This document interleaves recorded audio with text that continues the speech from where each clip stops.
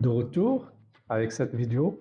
Donc cette fois-ci, je fais cette vidéo, c'est pas parce que c'est des cas qui sont courants, mais c'est des cas qui sont quand même rares. Moi, ça c'est des cas que je rencontre une ou 2 fois, c'est-à-dire un cas ou 2 par année. Mais quand ça arrive, ça a des conséquences, très graves. La conséquence, ça peut varier de un rappel de l'Agence de revenus du Québec, je dirais l'Agence de revenus Québec, parce que moi, dans ma pratique, j'ai jamais vu, une demande de l'Agence de revenus du Canada. Donc, c'est en général soit l'Agence de revenus du Québec qui demande un demandant en formation, donc remplir la CE-17, ou d'autres situations où le dossier est rendu au recouvrement. Alors, rendu au recouvrement, ça, c'est la panique. Donc, c'est pour ça donc je rappelle toujours qu'il ne faut pas négliger les correspondances. En tout cas, moi, dans mon spécialité de l'Agence de revenus Canada ou l'Agence de revenus Québec, il faut prendre le temps de répondre à ces correspondances. Il ne faut jamais négliger. Parce que le monde, ce qu'ils font, c'est qu'ils négligent en pensant que ça va rentrer dans l'oubli. Voilà.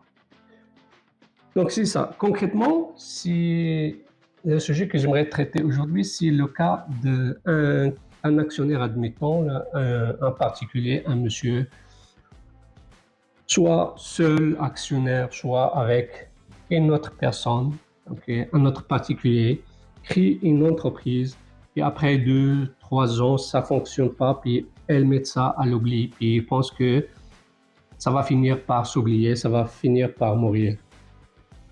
La réalité est non. Du moment que vous avez créé une société, donc je parle d'une société par action, là, c'est vous qui êtes responsable de la fermer, de la tuer, de la dissoudre. Donc ça, c'est un geste, pour la fermer, c'est un geste qui est purement légal, c'est du juridique. Il faut dissoudre la compagnie. Mais aujourd'hui, je parle du cas où il faut liquider la compagnie. Admettons, la compagnie, vous voyez qu'il ne fait pas d'argent, on n'a pas un espoir que la compagnie fasse de l'argent. Ce qu'il faut faire, il faut liquider. Ce que veut dire liquider la compagnie. Donc, quand je dis liquider, là, pour les confrères qui regardent cette vidéo, c'est l'application de l'article 84 et le paragraphe 84.2. C'est pas liquider une, c'est pas liquider une filiale dans la société mère, non. C'est liquider les biens. Donc, s'il y a un actif, on vend l'actif, on paye les dettes, on paye les impôts, puis s'il y a de l'argent qui reste, alors on donne l'argent à l'actionnaire ou aux actionnaires. C'est ça. Mais même s'il n'y a pas d'argent, parfois il n'y a pas d'argent, mais il y a quelque chose qu'on peut faire. Admettons, on a perdu de l'argent, mais il y a possibilité d'aller chercher cette perte pour l'appliquer contre le revenu personnel. Parce que du monde qui disent que on n'a pas le droit de combiner la perte d'entreprise avec la perte personnelle, c'est vrai, mais une fois la société liquidée et dissoute, oui, on peut dans ce cas. Alors, sans tarder, on va revoir ça avec des petits schémas, on va voir ça avec des petits schémas, petits dessins, comme d'habitude. Alors, dans la pratique, qu'est-ce qui se passe? Donc là, on a un monsieur qui crée une Inc. Ça se peut qu'il est seul, ça se peut qu'il est avec d'autres, c'est peu importe. Donc, après quelques années, il voit que c'est zéro profit, il n'y a pas d'argent qui rentre, il y a juste lui est en train de perdre l'argent avec la compagnie. Ben, qu'est-ce qu'il fait? Il délaisse la compagnie puis il oublie. C'est pas ça qu'il faut faire parce que attention là, tant que la compagnie n'est pas dissoute, il est toujours actif. Alors là, comme moi je parle de monsieur, donc je suppose que c'est monsieur, c'est l'actionnaire et c'est l'administrateur. Mais en sa qualité d'administrateur, c'est lui le responsable. Donc si lui est le responsable, chaque fois, Donc, c'est lui le responsable chaque fois de produire les renseignements nécessaires. En particulier, il faut produire les déclarations d'impôts, les déclarations de taxes. Donc, si jamais vous êtes dans une situation comme ça, alors ce qu'il faut faire, donc là, je viens de vous dire ce qu'il ne faut pas faire. Il ne faut pas négliger. Maintenant, qu'est-ce qu'il faut faire? Alors, il faut faire une sorte de bilan. On va dire, voilà les actifs de la compagnie. Donc, parfois, je vais dire compagnie, mais ça veut dire aussi société. C'est la même chose. Compagnie ou société, ça dit la même chose. Donc, on fait un bilan. Donc, on fait un bilan, l'actif de la compagnie. Ça veut dire l'actif, ça veut dire les biens. Donc, on met les biens C+, moins les dettes. Les dettes, ça peut être des impôts, ça peut être des taxes à remettre, ça peut être des fournisseurs à payer, ça peut être une dette envers des prêteurs, l'actionnaire aussi, ça peut être un prêteur. Et à la fin, donc, il y a de l'argent qui reste. S'il y a de l'argent, ce n'est pas toujours le cas. En général, on veut liquider, c'est parce que les affaires ne vont pas bien. Donc, mais moi, je parle d'un cas théorique. Je suppose qu'il y a de l'argent.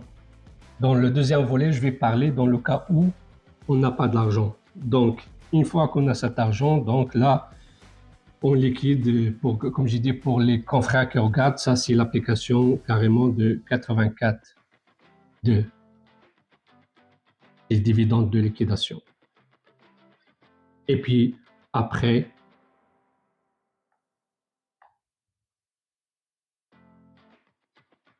puis là, ça c'est donné aux actionnaires.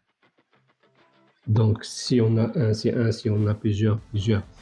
Je rappelle aussi que moi, le cas que je traite ici, c'est un cas très, très simple. Ça veut dire, je suppose que il n'y a rien que des acteurs ordinaires d'un seul type, on va dire type A.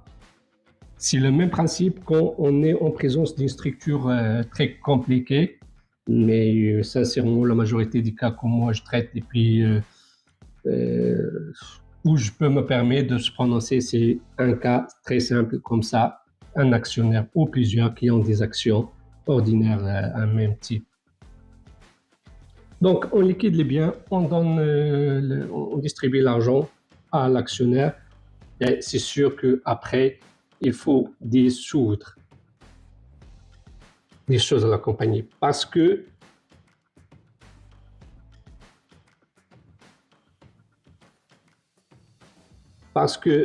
la liquidation, c'est différent de la dissolution. C'est pas la même chose. Alors, dissoudre, c'est mettre fin à l'existence.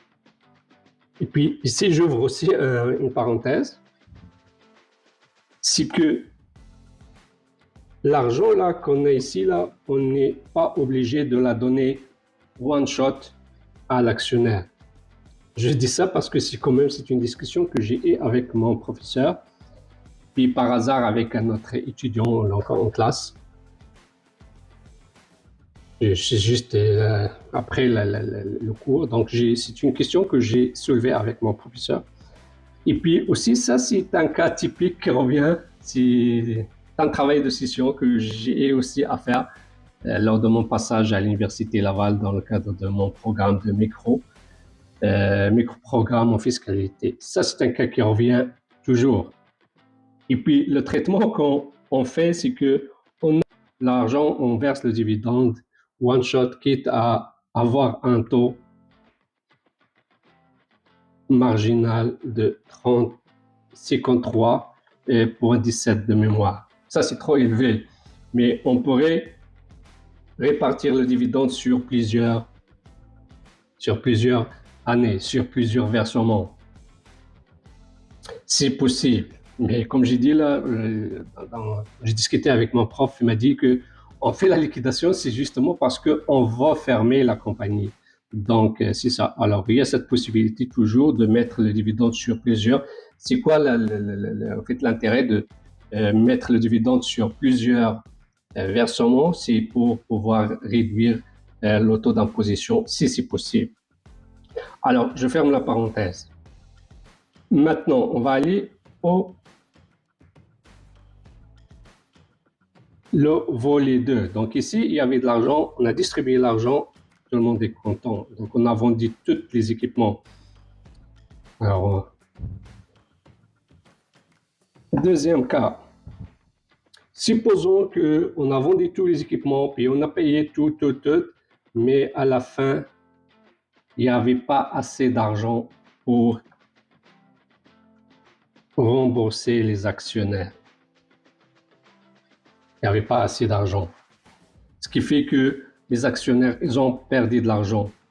Et cette perte d'argent, on peut l'avoir de deux types. Okay. Donc là, on est dans le cas 2, mais on peut dire 2A. Ce cas-là, on va supposer que notre actionnaire ou les actionnaires, ils ont investi, on va faire un chiffre rond, 100 000 $ pour souscrire à 100 actions. Puis à la fin, ils ont perdu de l'argent. Si tout l'argent s'est perdu, la compagnie ne vaut rien. Alors là, beaucoup de monde se trompe, ils disent, ben là, on a perdu, puis ça n'a rien à voir, la perte de la compagnie avec la perte d'entreprise. Non. Il y a quelque chose à faire. Donc, je ne veux pas rentrer dans les détails, mais sachez que ça, c'est une perte en capital. Donc, supposons que les actions ne valent rien. Donc là, notre monsieur, il a perdu 100 000 $. Alors, perte en capital net, c'est la moitié. Donc, c'est 100 fois 50%. Donc, c'est 50 000. Ça, c'est une perte en capital net. D'abord, ça, c'est une perte en capital. OK.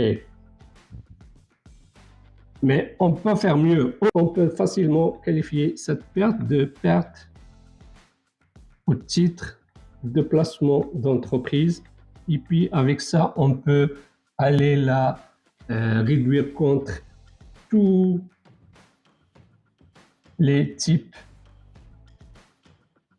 de revenus. Ça, c'est bon. Pour moi, là, la personne, il va avoir une perte de 50 000 qu'il va reporter dans son revenu personnel. Supposons que lui, il est allé travailler, puis il a sur son T4 un revenu de 100 000.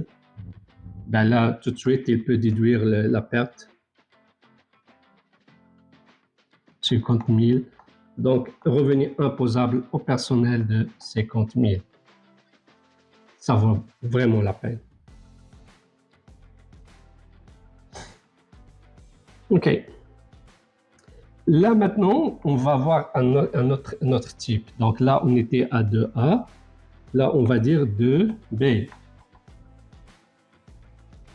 On est toujours dans les pertes. Supposons que là, au lieu que notre actionnaire avait souscrit aux actions à 100 000, supposons qu'il avait fait un prêt à sa compagnie de 100 000 $. Puis là, il ne peut pas recevoir son 100 000 $ parce qu'il n'y a pas d'argent dans la compagnie. Avec la même façon, ça, c'est ce qu'on appelle une créance.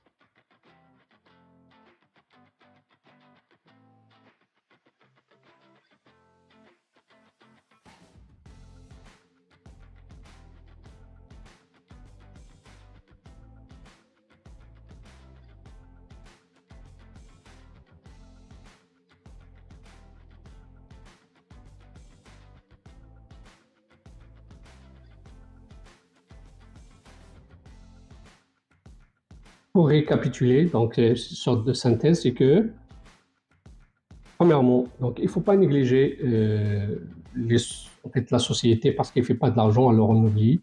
Ce n'est pas une bonne chose. Deuxièmement, on peut faire, il faut liquider la compagnie. Si jamais il y a de l'argent, il faut la distribuer aux actionnaires.